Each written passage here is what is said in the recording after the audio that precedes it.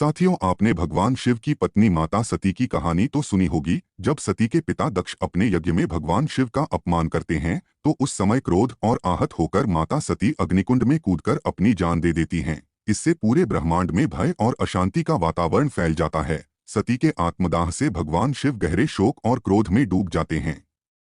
इस क्रोध की ज्वाला से उनकी जटाओं से एक भयंकर रूप निकलता है जिसका नाम वीरभद्र होता है। कहा जाता है कि वीरभद्र के साथ ही भद्रकाली भी प्रकट हुई और दोनों ने मिलकर शिव के आदेश पर यज्ञ को विध्वंस करने का संकल्प लिया। वीरभद्र ने अपनी सेना के साथ यज्ञ स्थल की ओर कूच किया और वहां उपस्थित सभी देवताओं और ऋषियों को चुनौती दी।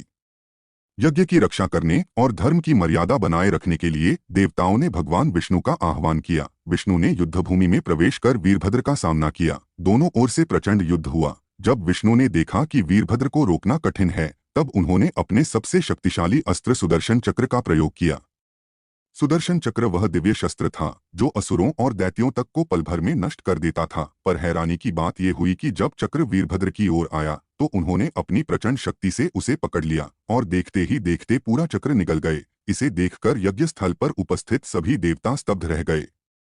यह घटना दर्शाती है कि शिव के क्रोध से उत्पन्न वीरभद्र कितने शक्तिशाली थे। बाद में विष्णु ने वीरभद्र को दबाया और उनके पेट से सुदर्शन चक्र को वापस बाहर निकाला। इसके बाद युद्ध को विराम मिला। इस तरह से कहा जा सकता है कि सीधे तौर पर तो नहीं, लेकिन भगवान शिव की ही शक्ति ने सुदर्शन चक्र को निगला था।